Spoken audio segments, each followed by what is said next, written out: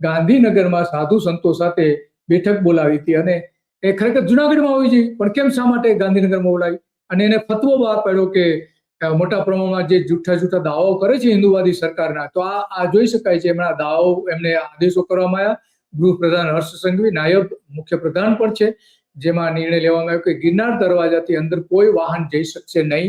જુનાગઢ મહાશિવરાત્રી મેળામાં હર્ષ સંઘવી દ્વારા હિન્દુ વિરોધી આ નિર્ણય લેવાયો હોવાના ઘણા બધા આક્ષેપો પણ થઈ રહ્યા છે, કારણ કે 8 કિલોમીટર સુધી શ્રદ્ધાળુઓએ ફરજિયાત રીતે ચાલીને જવું પડશે એવું પણ આરોપો મૂકવામાં આવ્યા છે.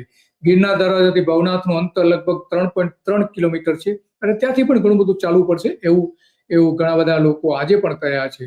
તો ગાંધીનગર શા માટે બોલાયા બધા સાધુ સંતોને? ખરેખર હર્ષ સંઘવીએ ત્યાં જવું છે. 31 જાન્યુઆરી 2026 રોજ ગાંધીનગરમાં બેઠક કરી હતી. આ બધા એમાં આદેશો કર્યા હતા. 8 ફેબ્રુઆરી 2026 રોજ આજે બધા પ્રદ્યુમન વાજા અને કૌશિક વેકરીએ ભવનાથ મેળાના મુલાકાત લીધી. ભાજપના હોદ્દેદારો ત્યાં હાજર હતા. આ બધા જોઈ શકીએ છીએ. હર્ષ સંઘવી સાધુઓ સાથે જે ગાંધીનગરમાં મીટિંગ બેઠક મળી હતી, એની તસવીરો છે. ત્યાંની જુનાગઢની પણ કેટલીક તસવીરો છે. ધારાસભ્યોથી લઈને ભાજપના નેતાઓ પણ આ બધા. તો આ સરકારની જે હસ્તક્ષેપ છે એ હસ્તક્ષેપ